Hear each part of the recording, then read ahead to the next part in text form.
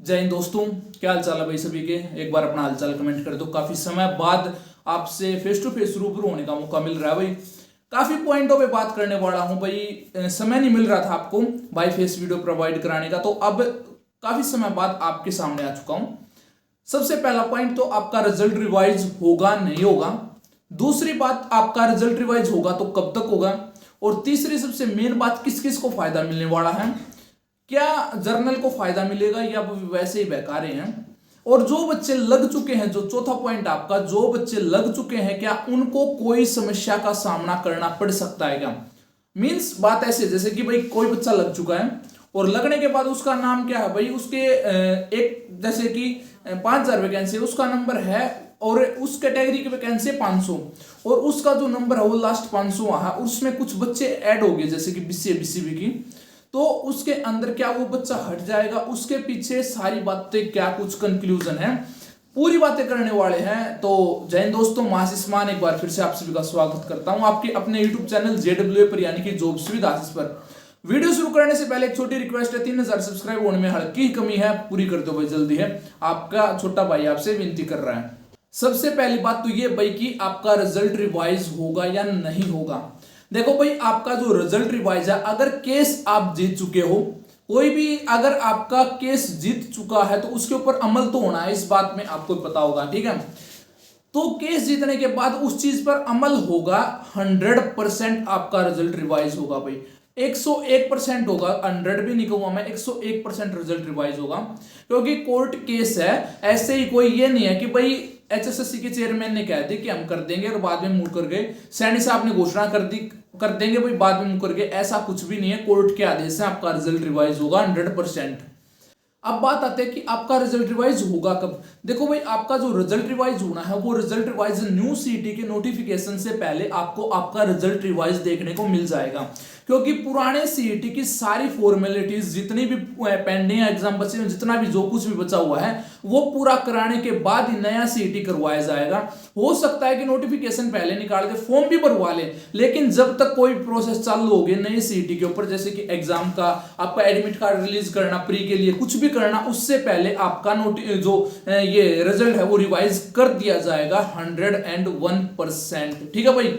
अब नेक्स्ट बात क्या आती है कि भाई किस किस को बेनिफिट मिलने वाला है। जर्नल को बेनिफिट मिलेगा, ईडब्ल्यूएस को मिलेगा, किस किस को बेनिफिट मिलने वाला है। अब बात ऐसी है भाई, देखो अगर कोई भी बंदा अगर ऐड हो रहा है किसके अंदर, इसके बीसीए बीसीबी कैटेगरी के थ्रू, तो उसका सीधा सीधा असर किस पे पड़ रहा है, उसकी खुद की कैटेगरी में, ठीक है। उसकी खुद की कैटेगरी में असर पड़ रहा है तो जर्नल पे क्या फर्क पड़ेगा भाई।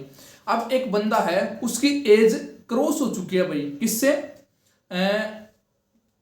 जर्नल की कैटेगरी से। मान ली 27 साल उम्र दे रखी थी जर्नल की और वो 28 साल का हो गया, और उसकी जो सर्टिफिकेट है भाई वो मान्य नहीं हुई, वो जर्नल में काउंट कर लिया और उसके नंबर है उसकी कैटेगरी से ज्यादा, और वो ऑलरेडी लग भी चुका है जर्नल के थ्रू। लेकिन अगर वो मान्य करी जाएगी तो वो अपनी कैटेगरी में वापस शिफ्ट होगा, जर्नल की वो पोस्ट है वो वैकेंट होगी, और वैकेंट होने के बाद जर्नल के बच्चे और उसमें ऐड होंगे।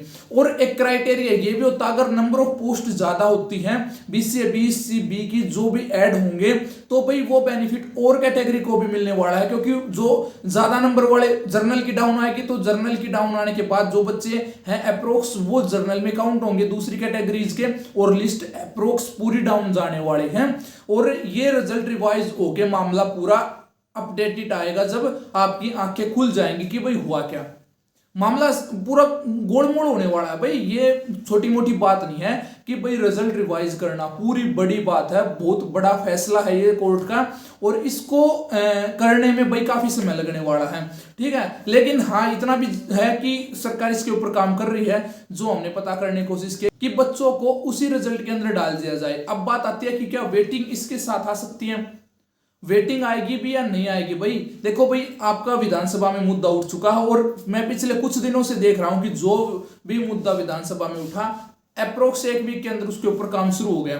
तो भाई वेटिंग आपकी बहुत जल्द आने वाली है। और मैं तो सोच रहा हूं कि अगर जो बच्चे किसी कारण से बाहर होने जा रहे हैं भाई, जो लास्ट वैकेंसी के ऊपर है, जो बाहर होने जा रहे हैं, उनको वेटिंग के अंदर ऐड कर दो वापस से, आना तो उनका ही नाम है, वेटिंग में ऐड कर दो, तो वेटिंग में ऐड होंगे तो पूरी वेटिंग लगेगी, पूरी वेटिंग लगेगी तो भाई वेटिंग आने के चांस बढ़ चुके हैं आपके, ठीक है।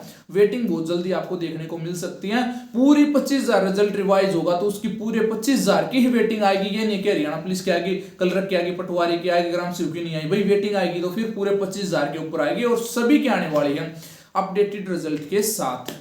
अब मेन बात आती है कि भाई मैंने बता दिया आपको, वही मामला सेट बैठ रहा है कि भाई जो लग चुके हैं उनको तो हटाया नहीं जाएगा किसी भी हाल में। आज तुम्हारे भाई की ये बात, वीडियो सेव कर लो, सब्सक्राइब करके रख लो चैनल को। मैंने बता दी कोई भी कैंडिडेट जो लग चुका है 1% भी चांस नहीं कि उसको उसकी पोस्ट से कोई लाभ ही दे, कोई भी लगा हुआ कैंडिडेट हटने वाला नहीं है भाई, इस बात की मैं गारंटी दे रहा हूं, ठीक है। तो चाहे साइन करवा के रख लो, और बताओ इससे ज्यादा क्या कहूं आपको।